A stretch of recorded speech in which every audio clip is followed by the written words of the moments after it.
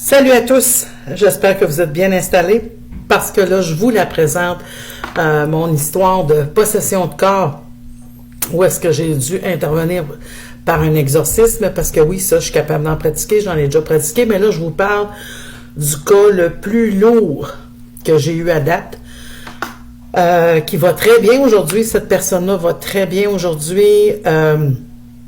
C'est certain que la personne s'est impliquée à 150% à chaque fois qu'elle avait liberté de l'entité, si je peux dire. En avait tellement marre. Écoutez, je suis la 4e personne entre des curés puis des spécialistes exorcistes qui faisaient une tentative.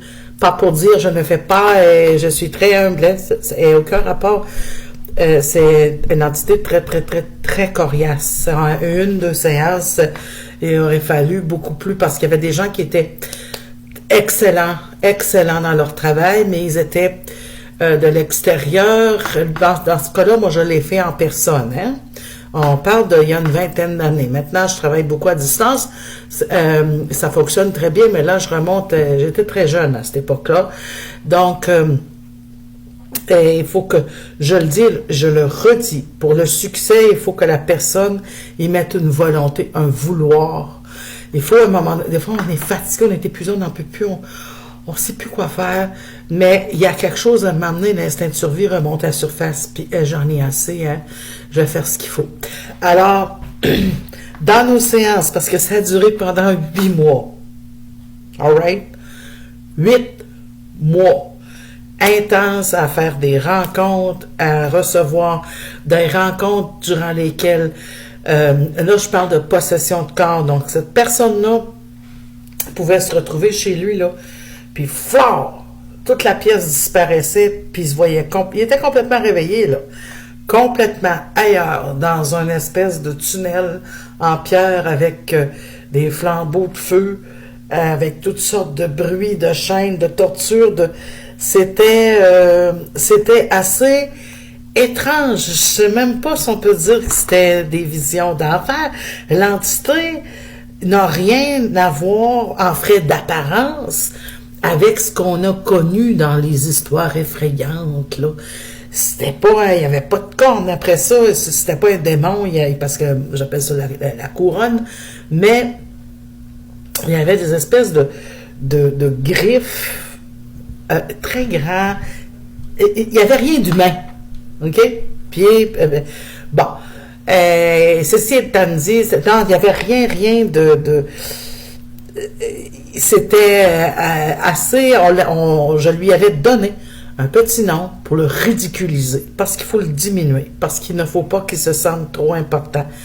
Dans cette situation-là, quand moi, je me trouvais à l'attaquer pour le débarrasser. Et quand il prenait possession de la personne, eh bien, la personne se mettait à parler différentes langues. Je savais très bien hein, que c'était dans le but de m'agresser.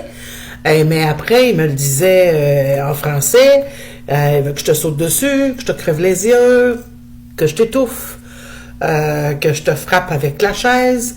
Il y avait j'ai eu plein de menaces. Mais I'm the boss. Je me laisse pas intimider par je l'ai appris très jeune. Hein? Non, là, tu viens pas me... Non, parce que là, il fallait s'en débarrasser. Là. Parce que là, il venait chez moi j'avais des enfants. Il fallait que je m'en débarrasse. Donc, il a fallu que je devienne très, très, très, très coriace là-dedans. Et on a fait des séances dehors aussi. On a fait différents... La liste est quand même assez longue. Et à un moment, puis je mettais toujours mon poignard sur la table avec aucune intention de toucher cette personne. C'était un symbole des 4 éléments. Un symbole des 4 éléments et que je n'ai pas peur de la mort. Et pour terminer cette aventure, je l'ai amené dans la forêt. Il m'a fait toutes sortes, il m'a crié toutes sortes de choses dans la voiture, il m'a crié toutes sortes de choses, des menaces. Le type, il se mettait à pleurer, hein, parce que là, c'est un vrai cas de possession, là. Et l'entité, il est lui-même, il se met à pleurer, mais ce que je vais faire, il veut que je te tue, rendu dans le bois. OK? c'est comme ça, hein, ça divague, là, c'est ouf. Là, c'est dur pour lui, là. On est arrivé sur les lieux, j'ai marché, parce que là, moi, je lui crie après, je lui crie dessus pendant, c'était pas très loin, la route. Alors, j'avais justement ce que je vous ai montré en main, mais tourné inverse, et j'avais une pelle ronde parce que il y avait des trucs qu'il fallait enterrer. On avait beaucoup de procédés, on a fait plein de procédés pour vraiment montrer le débarrasser. Et c'était sur le bord d'un un cours d'eau, rivière. Et je marchais derrière lui, je le fixais. Il était environ à 3 pieds de moi. Puis là, aujourd'hui, je pourrais dire que je me suis dit à un moment donné, je vais-tu être correct?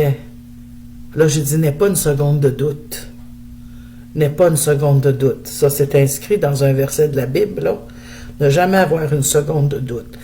Et j'ai continué, j'ai fait ce qu'on avait à faire. Ah, puis je lui ai fait mêle. C'était le printemps, hein, c'était très, très, très froid à l'eau. Dans l'eau, les poignets. Puis je les ai maintenus un bon bout de temps, mais ça a tout changé après. L'eau, la nature, il y a des forces extraordinaires qui nous entourent, OK? Avec les élémentaux. J'en reviendrai un peu sur tout ça. Mais finalement, avec la persévérance, on a réussi. Je vous dis à la prochaine, c'est Nadine Médium Voyante. Vous mettez le pouce et vous pouvez me laisser les commentaires, peu importe la plateforme. À plus.